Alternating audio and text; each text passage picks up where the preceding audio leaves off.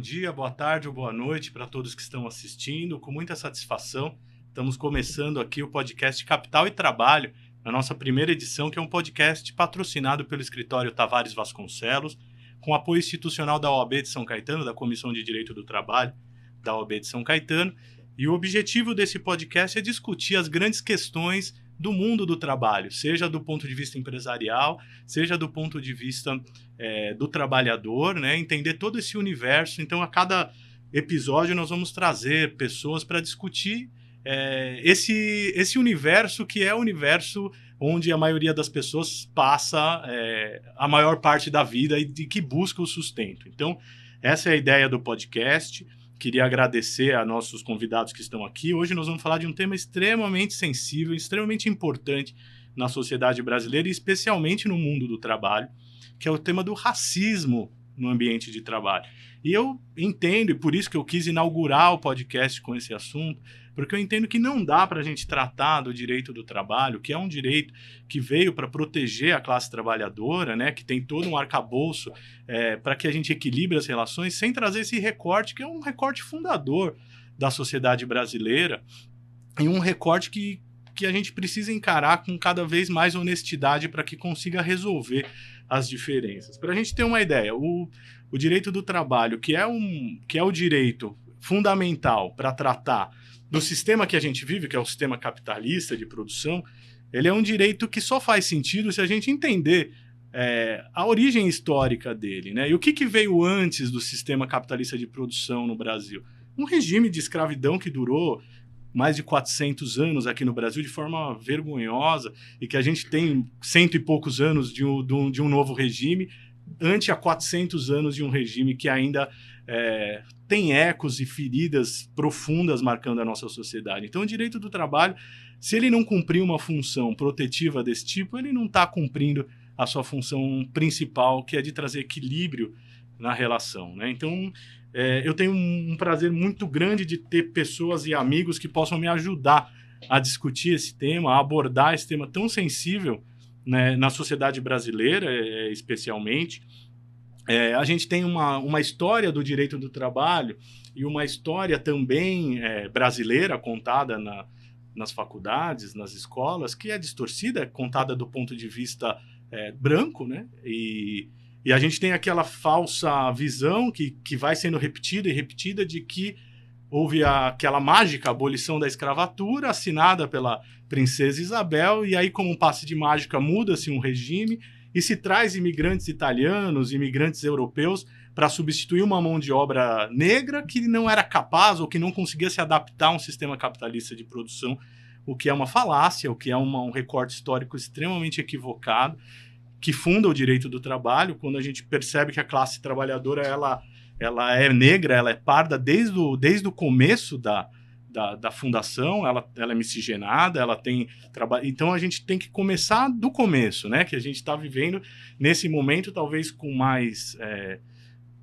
luz, né, no debate, para poder trazer um pouco de equilíbrio. Então, eu não poderia começar o podcast sem trazer esse recorte que para mim é fundador. Eu quero primeiro colocar a minha condição. Eu sei da minha condição, eu sou branco, eu estou numa mesa que eu tenho grandes amigos negros que estão comigo, então até já peço desculpa se por acaso eu cometer algum ato errado, falar alguma nomenclatura. Eu procuro ter o letramento possível, né, sabendo dos meus privilégios, da minha situação. Eu tenho um filho negro que faz com que eu tenha um olhar diferenciado, mas entendo que isso também não me coloca e não me colocou nas situações que vocês tiveram, lamentavelmente, que enfrentar.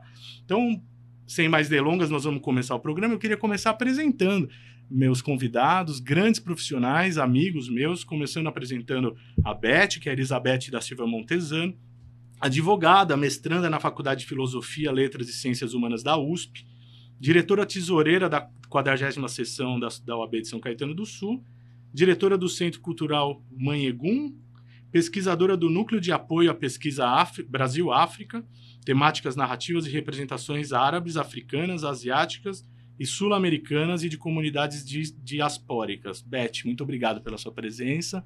Prazer ter você aqui comigo no meu primeiro programa. Obrigado, viu? Imagina, João, eu que agradeço. Eu queria apresentar a Fabíola. Fabíola também é uma grande amiga minha, excelente profissional, atua na área de desenvolvimento humano desde 2002, iniciou a carreira no RH corporativo, passando por empresas como a Valeo e a Ambev. Em 2012, ela fundou a RDA Consultoria Humana, uma excelente empresa de consultoria humana, de RH, de recrutamento. É uma empresa de seleção e recolocação que busca conectar pessoas, organizações e seus propósitos. Ela é neta de mineiros e pernambucanos, traz no DNA a miscigenação cultural e busca entregar um trabalho pautado no respeito à diversidade e à inclusão. Fabíola, muito obrigado por estar comigo nesse meu primeiro podcast. Eu que super agradeço. Esqueci de complementar que a Fabíola também é aprendiz em temas ligados a pessoas, carreira, teatro e psicanálise. Profissional completo. E apresentar o Dr. Sérgio Macário, advogado, professor, diretor eleito também da subseção de Santo André, também na função de tesoureiro. Ele foi advogado do Sindicato dos Metalúrgicos do ABC. Em 2014, ele recebeu a comenda da Cruz do Mérito Acadêmico e Profissional da Academia Brasileira de Cultura e no ano de 2022 foi homenageado pela Câmara Municipal de Santo André, em razão da luta por uma sociedade mais justa e igualitária, em sessão solene, em comemoração ao Dia Nacional da Consciência Negra. Dr. Sérgio, também muito obrigado pela sua presença hoje aqui conosco. Eu que agradeço o convite. Isso aí. Então, estamos aqui com um time de primeira, que eu tenho a satisfação de bater um papo, né? Um papo importante, mas é uma conversa que a gente vai procurar trazer o nosso ponto de vista, que podem ser diferentes, que podem ser diversos, e o diálogo é o que a gente busca em todos os momentos aqui, para que a gente traga uma sociedade com menos conflitos e que possa dialogar. A primeira questão que eu queria, na verdade, que todos aqui pudessem falar, mas eu vou perguntar primeiro para a Beth, que eu queria saber a questão, essa introdução que eu fiz, né, ela trata de uma questão estrutural, né? As pessoas muitas vezes veem o racismo como uma coisa individual, como racismo é a pessoa que ofende e tal, não necessariamente, o racismo é uma questão estrutural, e ela, como é uma estrutural, ela está incrustada em diversos pontos, e não tem como não estar no mercado de trabalho. Como que você acha que esse racismo estrutural ele aparece de forma mais evidente no mercado de trabalho? Como que você enxerga essa relação de raça e mercado de trabalho? Bom, João, isso é uma coisa, não precisa nem de pesquisa, porque basta olharmos para as grandes empresas, pelos cargos de liderança, de chefia, e nós não vemos pessoas pretas lá. É um índice muito baixo. Então, é muito pequeno. Quando você encontra, até se surpreende, porque você fala, não, mas quem que é esse cara? Uhum. Você não sabe nem quem ele é. Será que... Porque não tem. Agora, qual que é a pergunta? Não temos pretos qualificados para ocupar esses cargos de liderança? Claro que temos. Temos currículos aí invejáveis, preparados, qualificação, muitas vezes experiência, porque foi auxiliar do diretor ou trabalhou naquele departamento, mas na hora da nomeação para um cargo de chefia de importância, quem é nomeado geralmente é o branco e não o preto. E quando chega, vem com aquela único, o primeiro, e traz com ele um peso de até algumas vezes ser boicotado pela equipe e ter uma insubordinação. Infelizmente, é uma e as realidade, piadinhas, né? Porque, não, mas ele... deram um cargo para ele porque ele era amigo do dono da empresa ou do diretor da empresa, tinha uma certa intimidade, uma proximidade, nunca pela competência, pela capacidade. Tá. Né? E aí, essa estrutura racista dentro do mercado de trabalho, ela é evidente desde uma loja no shopping, uma loja de marca, você não vai ver uma vendedora preta, um vendedor preto, raras exceções. Sim. E esse é um aspecto importante, que é a questão dos cargos de liderança, que, salvo engano, a gente tem alguns números aí que não chega a 30% num país onde a população declarada é maioria, né? Então realmente é uma distorção muito grande, mas além dessa distorção, existem uma série de outras manifestações, isso para quem ainda não se debruçou sobre o assunto, como, por exemplo, a questão salarial é uma delas, mas a questão da própria entrada no mercado de trabalho e também as questões que não estão necessariamente ligadas a raça, mas que vão afetar os recortes das pessoas mais vulneráveis, como a questão do acidente do trabalho. Geralmente está cometendo quem está trabalhando nas posições mais baixas, que infelizmente é uma população, né, com a cor de pele escura. Então, a gente tem esses problemas que estão manifestados desde o salário até a questão dos acidentes, até a questão da terceirização e aí eu queria que o Dr. Sérgio comentasse um pouco isso, como que o direito do trabalho, que ferramentas o direito do trabalho ele possui na legislação para tentar corrigir tem a questão da equiparação salarial, por exemplo, as ações indenizatórias. Como que você enxerga o arcabouço jurídico para enfrentar esse tipo de situação? O arcabouço jurídico que nós temos, ele é completo. Se você pegar a Constituição Federal, ela é uma Constituição cidadã. Ela traz lá N artigos que tratam dessa questão social. Nós vamos na LINDB, que é a Lei de Introdução do Direito Civil, né? A Lei de Introdução das Normas Brasileiras. É isso, né? É isso. No seu artigo 5º, ela fala que na aplicação da lei, o juiz tem que analisar os fins sociais que ela se destina. Ali no artigo 1º da Constituição Federal, nós tratamos da pessoa, da dignidade da pessoa humana, no inciso 3º. Aí nós vamos um pouco mais, passamos pelo 3º, trata também da questão das relações humanas. Nós vamos lá para o 270 da Constituição Federal, trata que a empresa ela tem uma função social, né? Então, veja, a nossa legislação ela é rica.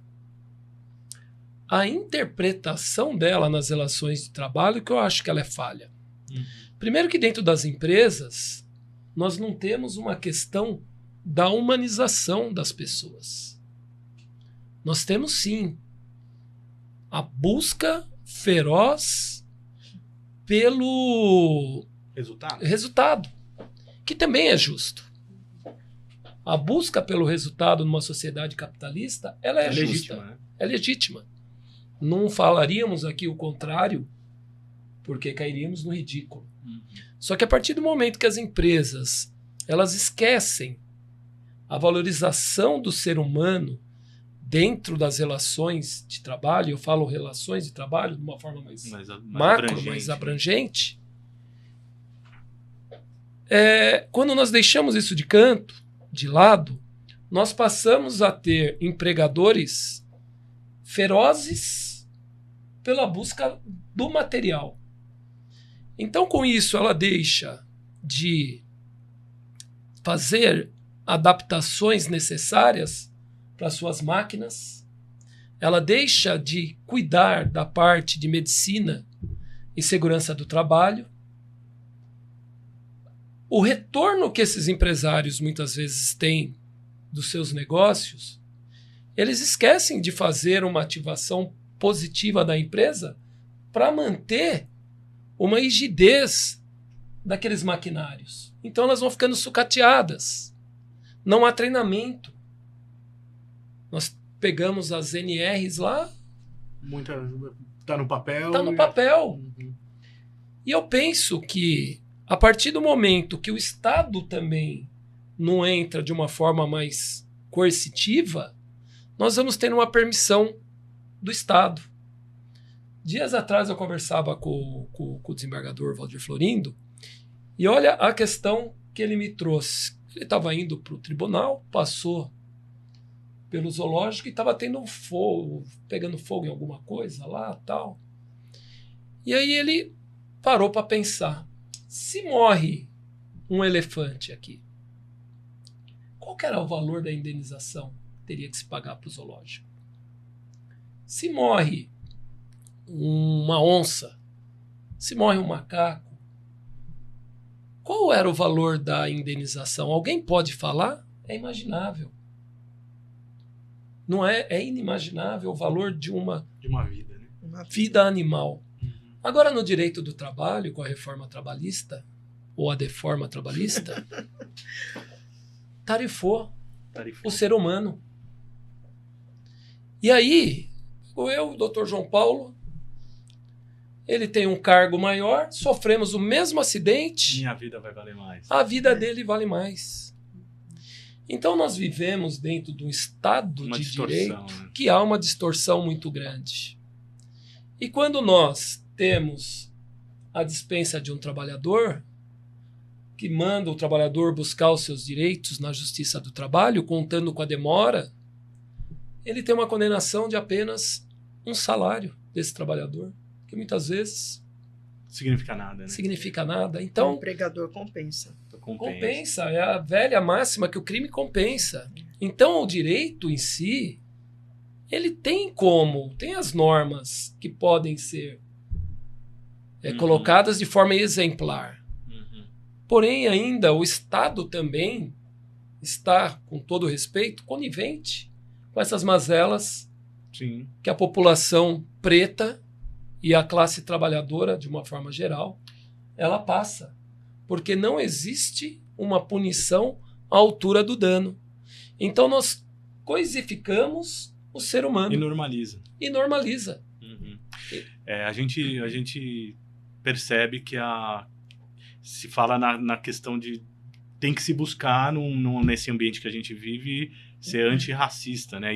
E ser antirracista não é compatível com o desmonte das leis trabalhistas e das leis protetivas, né? Porque é onde é onde está a população mais vulnerável. Então, se a gente deixa o mercado se autorregular da maneira com que ele bem entende, e não é compatível isso com uma postura que se busca uma igualdade de oportunidades. A gente precisa de proteção, e a proteção tem que vir de diversas formas. E é por isso que, às vezes, até me permite esse gancho, que quando a gente fala de direito do trabalho, não tem como olhar para o direito do trabalho de 2017 para frente.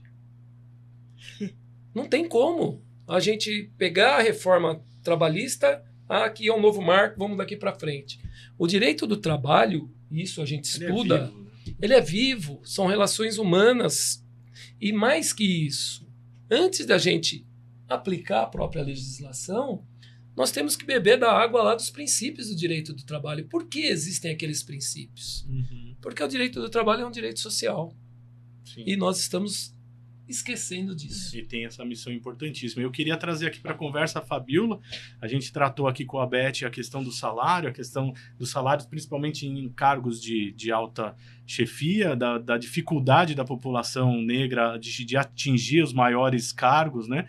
O Dr. Sérgio trouxe uma explanação sobre o arcabouço jurídico brasileiro que ele, na teoria, ele tem condições de combater essas desigualdades, né? Talvez um esforço hermenêutico seria importante, uma questão política. E eu queria voltar alguns passos que é na entrada do mercado de trabalho. Por isso que eu quero trazer a Fabíola para a discussão. Como que você enxerga, Fabíola, a questão da inserção da população negra no mercado de trabalho? É mais difícil? Pode ser, é uma pergunta quase que retórica. É mais difícil para uma pessoa negra quando procura o seu serviço para uma inserção numa grande empresa? Isso tem melhorado? Como que você tem enxergado esse momento tão especial que é a busca pelo emprego, né?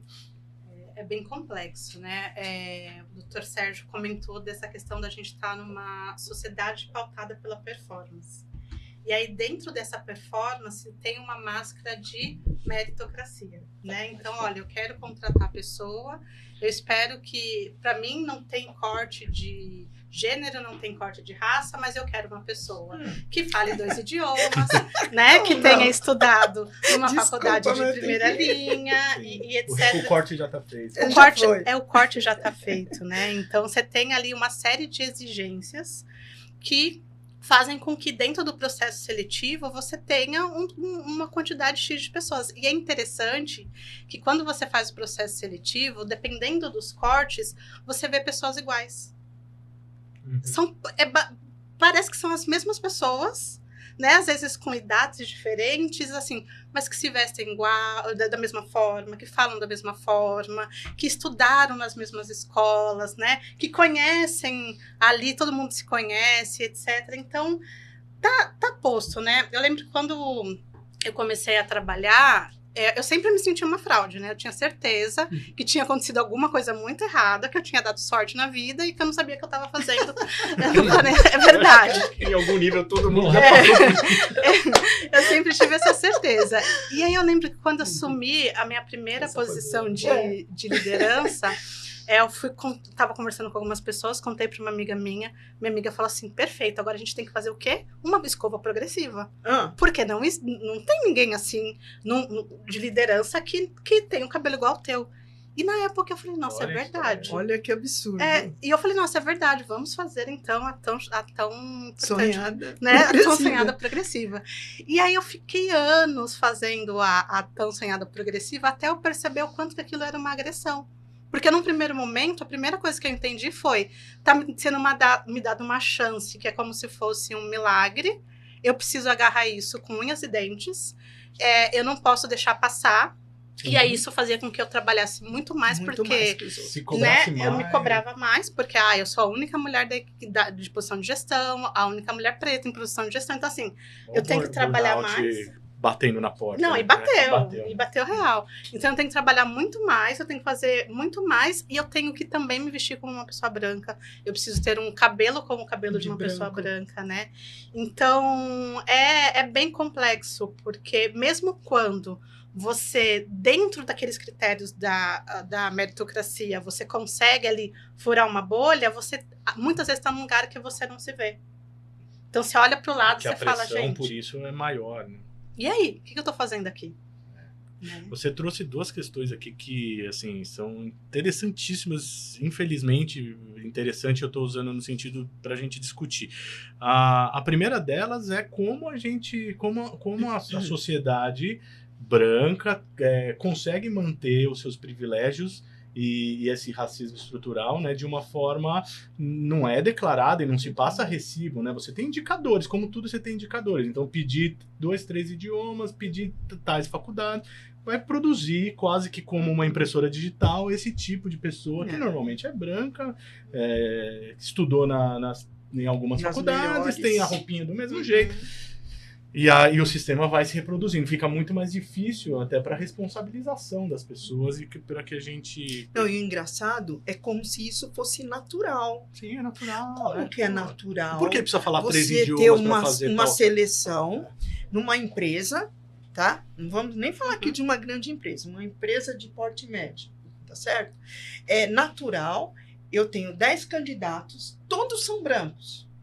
Todos têm os olhos castanho claro, todos bem nascidos, eu costumo chamar de bem nascidos, né? Que a família tem nome, o pai é não sei o quê, sei lá quem, ou era advogado. Você sabe com quem você está falando? Você sabe com quem você está falando, é filho do prefeito, do vereador, né? A fazenda na cidade pequena lá do interior, meu pai foi fazendeiro. Então, assim, será que nessa administração dessa empresa não é estranho que entre os 10 candidatos, todos são aparentemente iguais, se vestem iguais? E como pensam? E qual a preparação deles? Porque, embora eles venham de uma universidade, entre aspas, de primeira linha, ele é qualificado? Será? Então, isso não é questionado. Porque eu preciso ter um padrão, um modelo branco. Tem um pretinho lá meio qualificado? Até que tem, mas... Pô, o cargo é de chefia.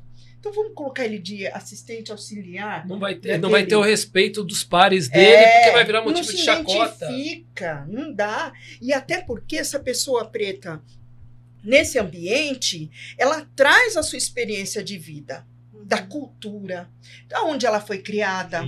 Ela teve avós pretos, ela vem de uma família de uma religião de matriz africana muitas vezes. Ela vem de uma família em que a avó era benzedeira. Sim. Essa experiência é uma bagagem que todo ser humano traz. E quando ela começa a conviver com esse mundinho aí, que todo mundo perfeito, entre aspas, né? Esse relacionamento, mesmo que seja de trabalho, o quanto é saudável para essa empresa? Isso não se questiona. Porque essa empresa não vai ter uma abertura de acolher nas cotas, de entender a necessidade de cumprir as cotas. O papel social dela. O papel social dela. Por que ela não vai entender? Porque ela não quer sair da zona de conforto e ela fala assim, mas eu vou ouvir esse preto? Só tenho ele. Será que isso é verdade? Ele também não sabe. Porque ele também não viveu isso. E também não é a função dele, né? carregar então, às toda... vezes, quando a gente em audiência, muitas vezes, o juiz toma uma decisão lá, quando a gente fala assim, olha, mas ele não tinha o dinheiro da condução para vir em excelência. Ele não consegue entender. Por que o juiz não consegue entender? Também os juízes vieram de outro mundo, era isso que eu queria abordar. Porque ele não é bem nascido, ele é bem nascido, ele não nasceu pobre, ele não sabe o que é não ter o pão para tomar o café da manhã, ele não sabe o que é ter que andar a pé para procurar emprego. Não é uma realidade que faz parte do mundo dele, mas ele também não quer se envolver. Porque se ele começar a se envolver e a começar a querer entender a necessidade desse outro, ele vai ter que mudar a dinâmica. A empresa vai ter que mudar a dinâmica e vai se tornar uma nova empresa. Será que isso é tão lucrativo quanto esse mundo capitalista exige? Não sei. É um ponto importante e a questão abordou alguns pontos também que eu queria jogar à luz. Na experiência, eu estou aqui na mesa com 2 excelentes advogados. Eu queria perguntar, fiquem à vontade de responder se quiserem ou não, mas vocês têm alguma experiência como a que a Fabíola trouxe? Sentiram? Porque advogado é uma posição de alta respeito na sociedade, é visto como um profissional acima... mas que eu nem até discuto, embora seja uma profissão extremamente nobre, mas é uma profissão. Vocês já sofreram algum tipo de racismo ou de preconceito diante de juízes? Tem situações que faz a diferença serem negros dentro do Poder Judiciário, atuando como advogados? Como que vocês enxergam? Olha, eu vou falar uma coisa. Para chegar no juiz, a gente tem que entrar no fórum, né? Esse racismo começa lá na portaria, porque aquele segurança que é preto como eu, ele é o primeiro a me barrar na porta. A senhora é advogada? OAB? Tá. Sempre. Documento. Já aconteceu eu entrar no fórum, na porta com o meu cliente branco, ele passou, não foi barrado, eu fui barrado. A senhora vai aonde? A senhora é por aqui. Não, o seu horário não é esse. Então, assim... Pelos juízes diretamente, eu nunca fui... Sim, nunca sentiu. Não, nunca fui, assim, nenhuma situação, nunca aconteceu. Mas o mundo jurídico, por exemplo, a funcionária, ela é assistente do juiz, escrevente, vem apregoar para audiência. Aí fala o meu nome. A senhora chama a parte. Tá? Mas quem é quem aqui? Se o meu cliente for preto, ela fica perguntando 50 vezes quem eu sou. É estranho, no mínimo, isso, né? Não é estranho. Ou então, assim, a senhora é advogada? Né? E o perfil também, né? Eles esperam uma mulher num salto, magra, cabelo esvoaçante, né? Toda produzida, com uma roupa de marca, uma bolsa Prada, uma blusa assim. Não é o meu mundo, não é real, não sei, não sou assim. Não, mesmo que se eu tivesse dinheiro, talvez não usaria, né? Por quê? Porque eu não fui criada assim. Então, exige esse padrão dos homens, né? Passa um pouquinho mais desapercebido, como tem uma piadinha no mundo do direito do trabalho, né? Que os advogados do direito do trabalho são mal vestidos. Até tem um postzinho, né? Não sei quem, para a festa de carnaval, tá mais parecido com o advogado trabalhista. Tem esse, entendeu? Tem isso. Esse... Então, assim, a gente passa por isso todos os dias. Às vezes de forma mais velada, mais né? suave, né? Outras mais agressivas, outras... Assim, a gente percebe. Então, quando as pessoas falam assim, de novo esse assunto chato de racismo. Mimimi. Gente, mimimi? Como mimimi? Quem passa o mimimi sou eu. Quem morre, Eu posso até não falar. Mas muitas vezes a gente se sente muito incomodados, né? Porque a gente percebe uma coisa que a gente vive todo o tempo, todo momento, todo instante. Essa dor que eles não conseguem entender. O quanto isso dói. Eu vejo... né, eu atuo muito na Justiça do Trabalho. Eu não sei as demais, mas na Justiça do Trabalho, isso, pelo menos comigo, assim, não é uma coisa muito frequente. Tá. Mas uma coisa você falou, às vezes na portaria, você vê que a pergunta ela é dirigida de uma outra forma. E é sutil, né? É sutil. Mas os juízes, via de regra, não temos esse problema. Mas, talvez por ser uma justiça também que tem um olhar mais social, ela esteja mais letrada. Não, outro dia eu cheguei no fórum aqui em São Caetano, conheço todo mundo, cumprimento todo mundo. Eu falo com a faxineira, com todo mundo. E eu entrei, tinham trocado o quadro de seguranças, né? E eu entrei cumprimentando... E aí a moça, eu vi quando ela saiu da portaria e foi até ali na recepção e perguntou, mas quem que é essa mulher? Essa doida aí.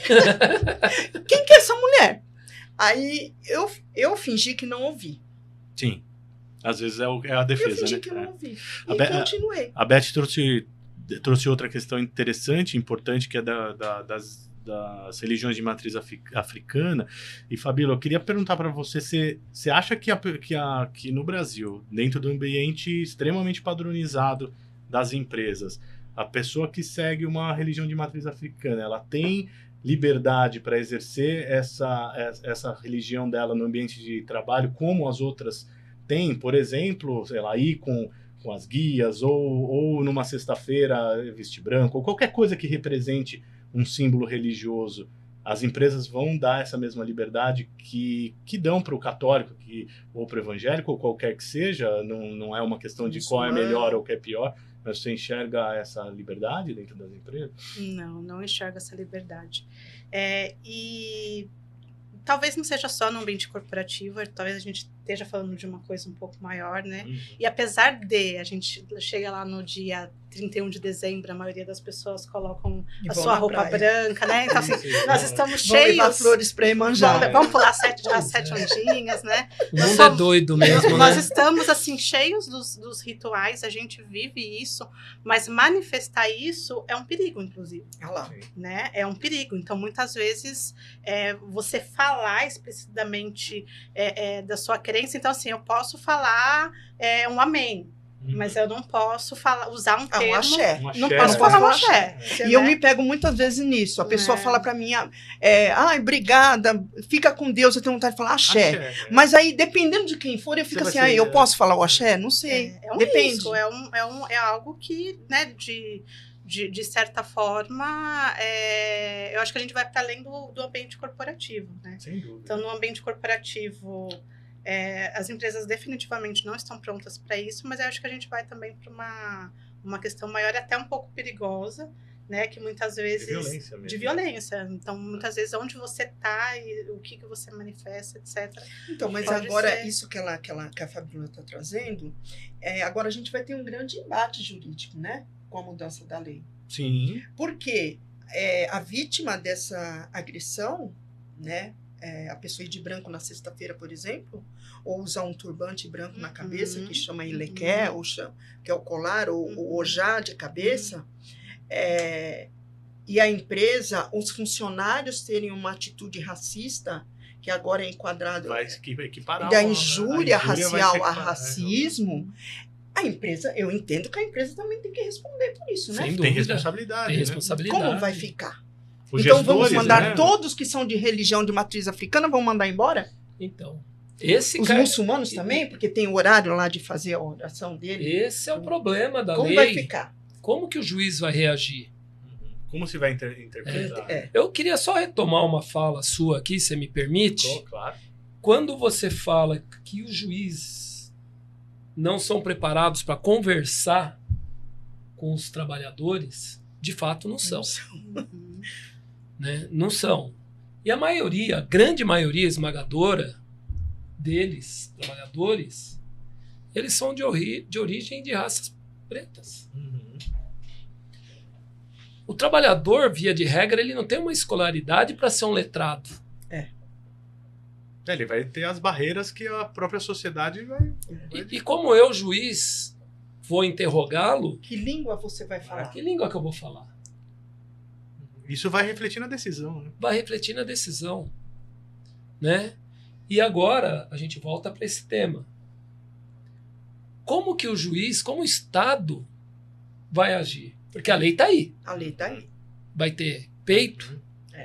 É para responsabilizar Vamos um gestor, Todos né? iguais, né? Vai tratar igualmente os iguais? Eu acredito que essa mudança legislativa pode ser, não tô afirmando, eu tô falando que pode ser importantíssima. Muito importante. Até na questão, eu tô falando até no ambiente de trabalho, não tô falando nela geral, sem dúvida, mas no mundo do trabalho, tipificar pode ser um passo importante para indenizações mais justas, para justa causas assim mais fáceis de serem aplicadas, porque se dependendo da hermenêutica isso pode ajudar e muito na relação E trabalho. até falando um pouco disso, vou sair um pouco do nosso tema, que vamos para a questão processual, Uhum. né? Que com a famigerada deforma trabalhista veio alguma coisa boa. Uhum. O parágrafo 1º do artigo 818, ele inverte o ônus. O ônus. Sim. Será que o juiz vai inverter, Vai o inverter ônus? o ônus. Cabe a nós, advogados, também provocar, né? Nós temos que provocar, né? Nós temos que provocar e ao abrir a audiência. Uhum.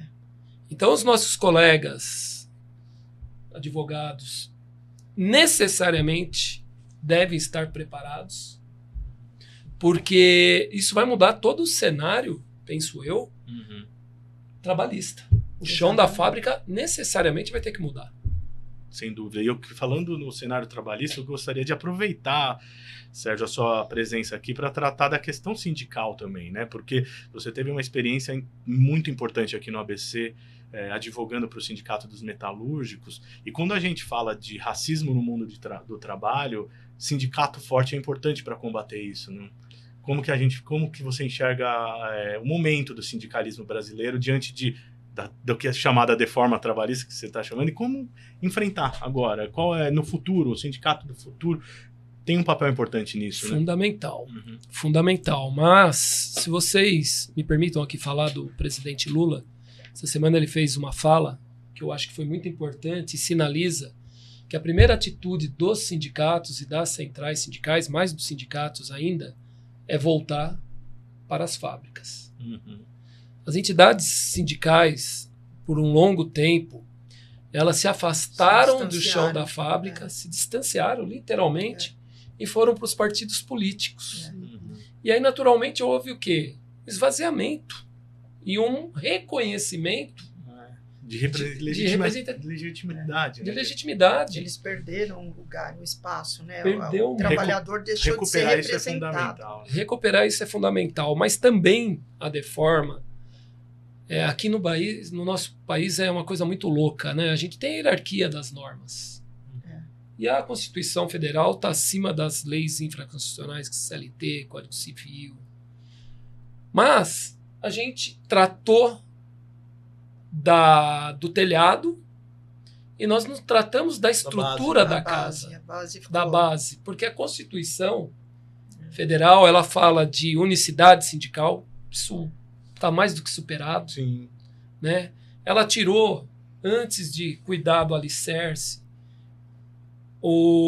as contribuições sindicais, que eu sou a favor da retirada das contribuições sindicais. Mas precisa haver uma forma, né, do sindicato. Pois é, se sustentar. porque na realidade houve aí um estrangulamento.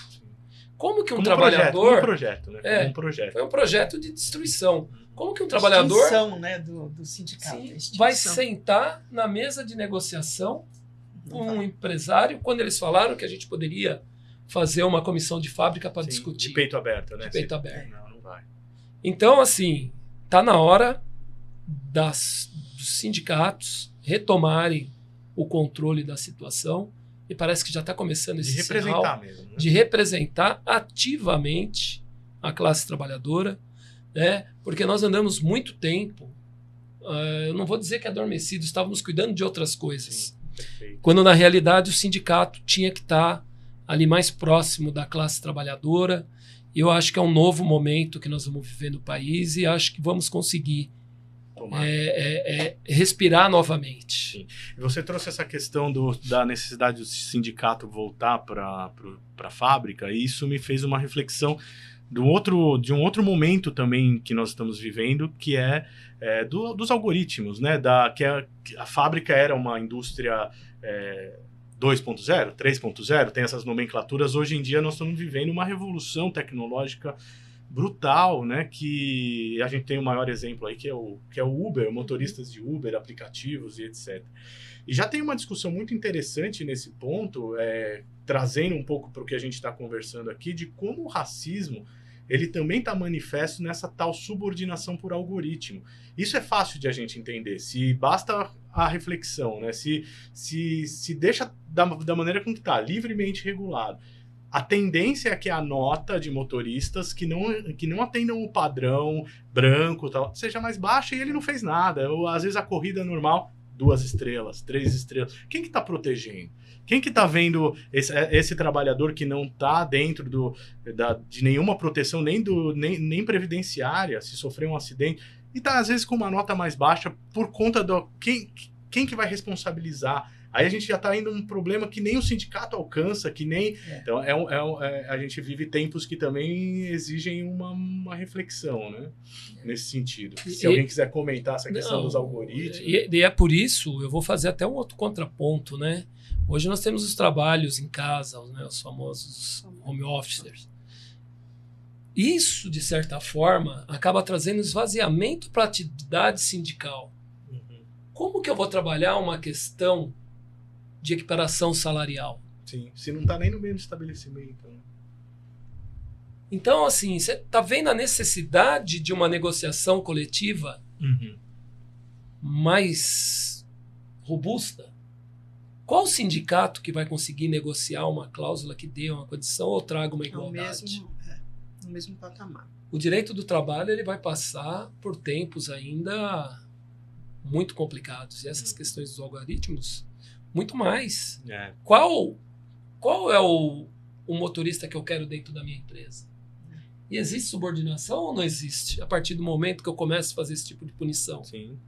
Porque é uma subordinação algorítmica mesmo. Não é que ele não é subordinado, ele não é subordinado a uma pessoa, mas é subordinado a uma meta, que se ele não andar tanto, se ele não fizer tantas corridas, se ele não... E o padrão físico, as características de um motorista preto, isso também vai ser um motivo para ali enrustido tirar as estrelas. Sim, porque quem está avaliando não tem menor compromisso com o que ele está fazendo. Ele pode simplesmente porque não foi com a cara. Sinceramente, quando eu faço uso do serviço, eu não faço avaliação.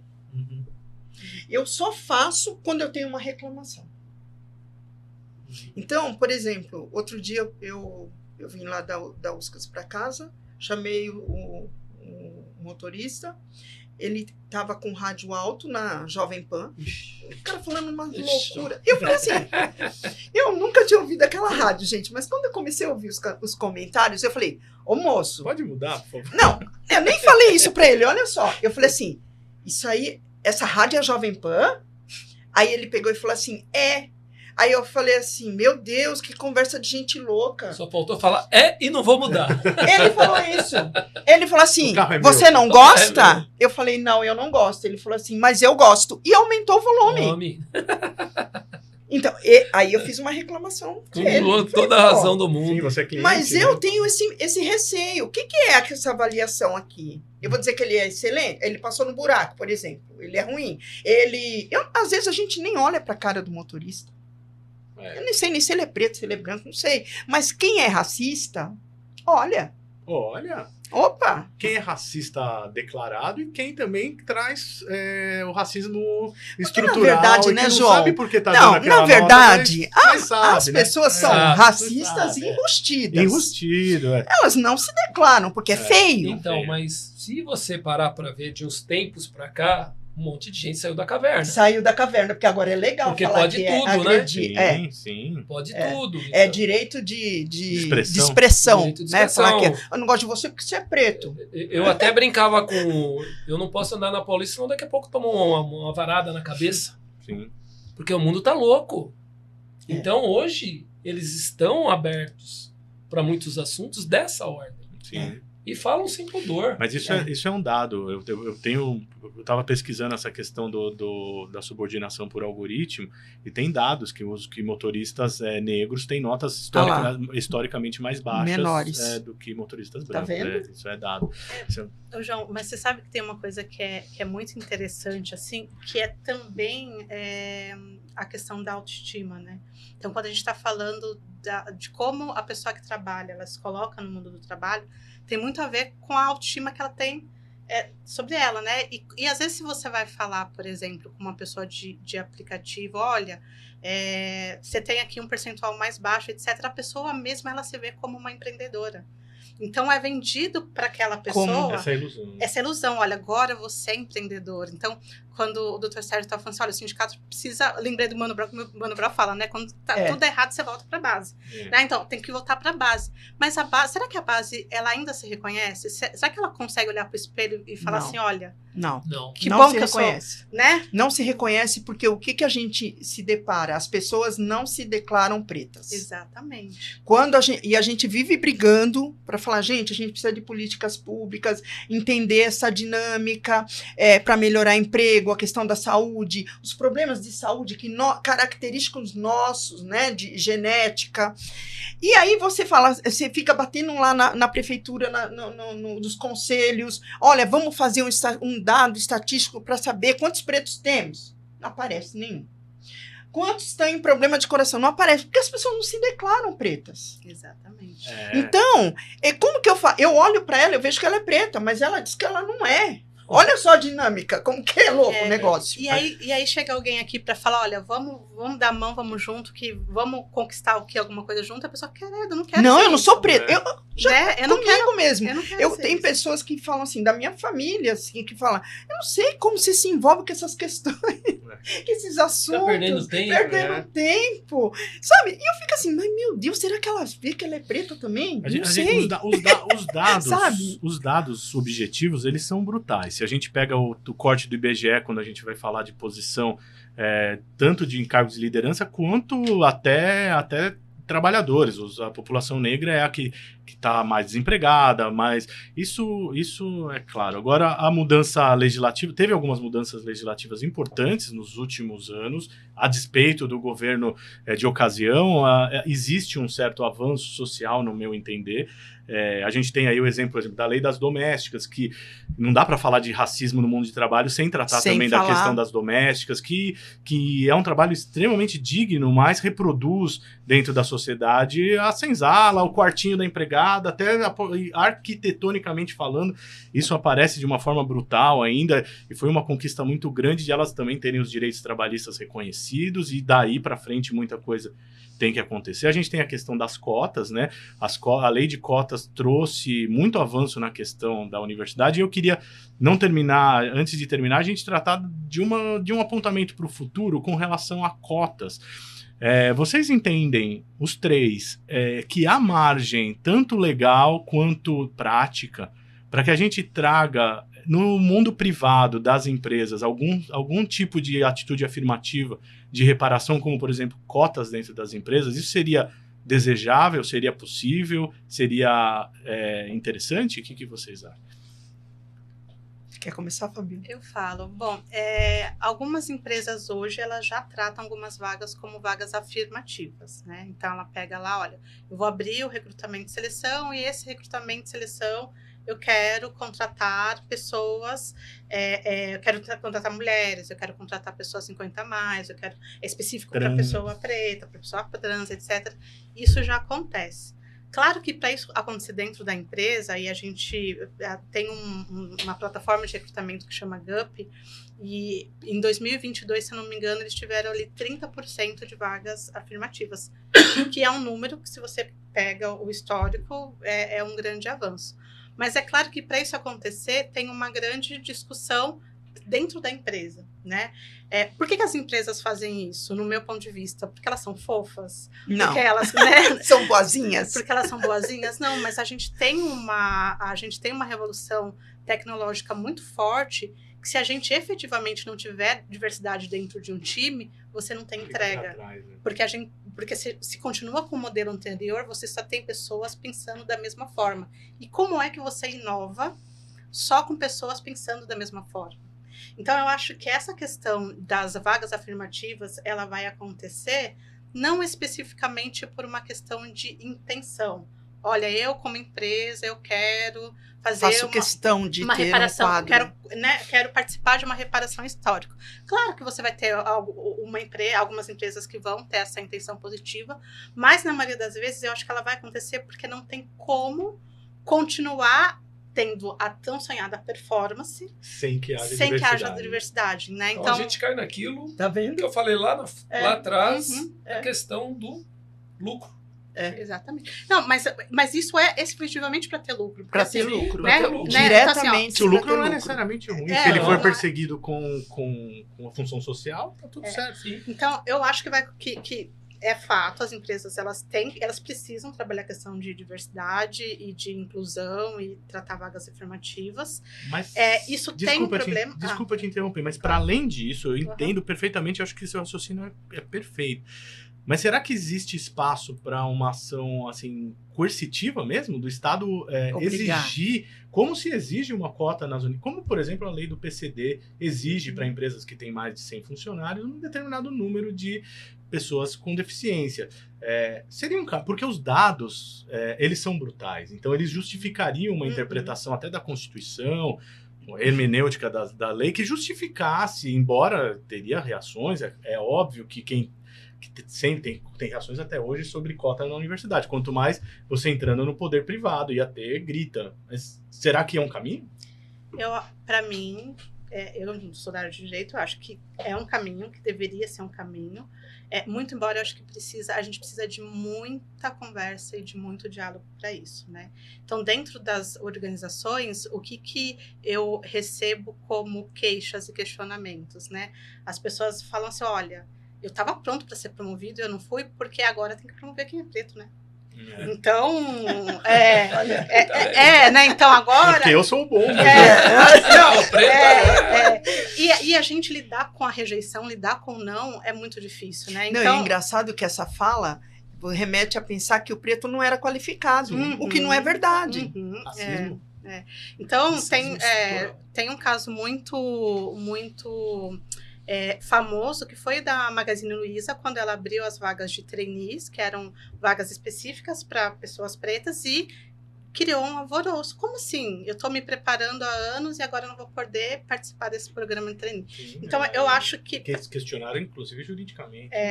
Então, para além da questão do Estado, disso efetivamente ser algo ali, né, ter uma obrigatoriedade, eu acho que efetivamente precisa ter muita conversa, precisa ter muito diálogo. Então, as empresas, por exemplo, vamos pegar as pessoas aqui dessa companhia, vamos pegar um número X de pessoas e vamos fazer um passeio em São Paulo para conhecer a história preta da cidade, para conhecer algumas coisas, vamos sentar aqui, assistir um filme e debater, isso precisa acontecer, né, para que, de fato, as pessoas não sejam só contratadas ou promovidas, mas porque as pessoas se sintam parte. Né? Porque o que eu escuto, esses dias eu estava conversando com uma pessoa que ela falou, olha, eu fui promovida e eu estou me sentindo mal, porque tá todo mundo ali me apontando o dedo. Sim, né? Que situação, né? Olha que absurdo. Então, a gente precisa efetivamente parar, sentar e conversar, sabe? Sentar e... Eu sei que tem muita coisa disponível por aí. Eu sei que às vezes cansa ter que falar o óbvio, né? E o básico. Mas eu acho que a nossa geração vai ter que fazer isso. Para que as outras gerações, de alguma forma, elas... Agora eu quero fazer uma pergunta para a Fabiola. Mas quando essa empresa pede esse perfil, eu quero abrir vagas para pretos, ela aceita com o cabelo com a trança, a mulher com a trança, o menino com black, por exemplo. Ou tem que ser padronizado? Ou tem que alisar o cabelo. Como é que é isso aí? Como que é esse perfil, na verdade? Não, normalmente quando a empresa ela chega no ponto de, olha, eu quero abrir uma vaga afirmativa e eu vou bancar abrir essa vaga afirmativa, porque eu vou receber uma série de críticas por conta disso. Quando ela chega neste ponto, ela efetivamente já, não, beleza, eu aceito, eu quero os candidatos com tudo que eles... Do jeito que ele vier. Do jeito que ele vier. Claro que a gente tem um número muito baixo de empresas que já fazem vagas afirmativas e a gente só tem grandes empresas. Então, eu estava pensando, inclusive, porque a gente não tem a maior quantidade de vagas, nas multinacionais. A gente tem as pequenas e as médias empresas. Eu não vejo esse movimento nas pequenas e médias. Eu Só nas grandes. nunca vi uma empresa média falando, olha, vamos fazer uma vaga afirmativa. Nunca vi. Eu costumo dizer, já faz tempo que eu falo, que a nossa sociedade ela está doente. Uhum. Né? Eu falo isso ligado aos temas jurídicos mesmo. Né? Nossa sociedade está doente. Chegar ao ponto de ter uma vaga afirmativa por força do Estado, lei, né? Porque faliu tudo. faliu tudo. Quebrou. Então, assim, nós Vamos começar de novo, né? e aí eu falo, né, volto para minha fala inicial. As relações humanas, elas têm e devem ser humanizadas. Elas não têm outro caminho. Porque quando elas são humanizadas, como você entrar no Uber. Você não olha para o motorista para saber se ele é loiro, se ele é preto, se ele é isso, se ele é aquilo. Né? Você trata a pessoa da forma respeitosa que deve ser tratada. Com educação. Com educação. Então, nós teremos pela frente, e o egoísmo hoje é uma coisa muito gritante. Né? O colega fala, eu ia ser promovido, mas não vou porque, né? Isso é humilhante, é ultrajante, e a gente vê que a sociedade ainda está longe da cidade, o estado ideal, né? O que você acha com relação a cotas Eu na acho empresa? que se faz necessário. Eu só vejo com maus olhos, vamos dizer assim, ter que criar uma lei para obrigar. Porque aí sobra para a gente. É como Mas às vezes se tem que ser na volta. força. Mas seria ruim. Eu vejo que seria ruim. Eu penso que se fosse de uma forma gradual, como a Fabíola trouxe aqui, seria mais inteligente, vamos dizer assim, e humanizado. Mas se não tiver, se isso não fluir agora, né, que vamos ver se acaba com esse discurso de ódio, que eu odeio o outro, que não sei o quê, vamos ver se isso vai mudar. Se melhorar, ok. Se não, infelizmente vai ter que ser por força de lei. Mas eu entendo que as cotas é super positiva. Sim, necessário, né? Quando criaram as cotas... Há quem ache que é um mal necessário, porque numa sociedade ideal não precisaria, né? Quando veio a lei das cotas, quando eu vi aquilo, eu achei um absurdo. Olha como que são as coisas, né? Falei, mas meu Deus, pra que isso? Eu fiquei pensando, raciocinando, mas eu não consegui compreender. Eu demorei um tempo para digerir, entender e compreender a necessidade das cotas. Sim. E quando foi... eu estou fazendo mestrado através das cotas, tá certo? Só que a prova que eu fiz foi igual a dos outros que não tinham cotas. Então, assim, se eu não estivesse preparada, eu não estaria lá. Então, eu não estou tomando lugar de ninguém. Eu não estou tomando lugar de ninguém, nem seu branquinho, nem nada. Sim. Porque se ele não passou, sinto muito. Então, quando a gente fala das cotas, eu não estou fazendo um favor, não é favor. É reparar uma desigualdade estrutural e as pessoas que passam no processo seletivo são avaliadas como se fossem brancas. Não mudou nada. Então, ela tem competência. Aí a gente tem que voltar também na introdução que eu fiz, que a gente, historicamente, tem uma questão histórica aí, né? Que é difícil, que é dolorido de falar, mas tem que ser falado. 400 anos de escravidão, antes 130 anos de não escravidão. Como é que vai botar para competir sem que haja nenhum tipo de proteção, nenhum tipo de ação afirmativa? É querer privilegiar quem é privilegiado. A omissão total e a liberdade absoluta, a gente que trabalha que está no direito do trabalho sabe a quem serve a desregulamentação, a liberdade absoluta. Eu não defendo um regime diferente do capitalismo, as empresas são livres, têm que buscar o lucro, como a gente conversou, tá tudo certo, mas precisa haver um mínimo de proteção para que se iguale. Não é desigual você poder fazer o seu doutorado. Desigual é você não poder. Desigual como a gente estava batendo um papo, aqui na região do ABC, que é uma região histórica de trabalhadores, a gente contar nos dedos quantos juízes pretos nós temos nos fóruns trabalhistas de São Caetano, do ABC como um todo. Quantos desembargadores? Não é culpa dos juízes e dos desembargadores que estão lá, mas a gente precisa ter oportunidade para que no judiciário também hajam pessoas, porque é o que a Fabiola falou, o que todo mundo falou. Se não tem gente ocupando os espaços, a visão de mundo é diferente. Como que vai o pensamento é igual, a narrativa é igual, a história. Eu estou na Justiça do Trabalho, nós três estamos no direito do trabalho.